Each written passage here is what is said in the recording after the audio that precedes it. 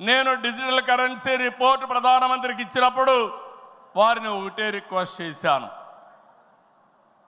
మీరు ఈరోజు 500, 1000 రూపాయలు రద్దు చేస్తున్నారు, ఇంకా 2000 రూపాయలు కొత్తగా తీసుకొచ్చారు. అవసరమైతే 500, 1000, 2000 రూపాయలు రద్దు చేయండి, డిజిటల్ కరెన్సీ పెట్టండి. ఎవరైనా అక్రమార్కులు ఉంటే ఈజీగా పట్టుకోగలుగుతాం.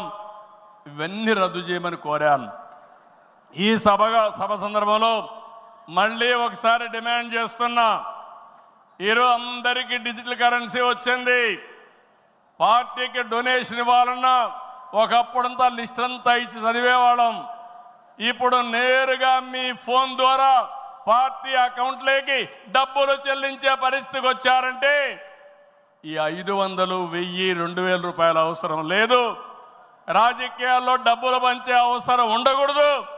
ప్రజా సేవే పరమావిధిగా చేసుకుని మనం పనిచేస్తే ప్రజలు మనకు ఓట్లేస్తారని చెప్పి కూడా నేను మీకు తెలియజేస్తున్నా. మీరు నాతో ఏకీభవిస్తున్నామంటే అన్ని పెద్ద పెద్ద నోట్లన్నీ రద్దు చేయాలని గట్టిగా చప్పట్లు కొట్టి హర్షాన్ని, ఆమోదాన్ని తెలియజేయండి. అప్పుడే ఈ దేశంలో పూర్తిగా అవినీతి పోతుంది.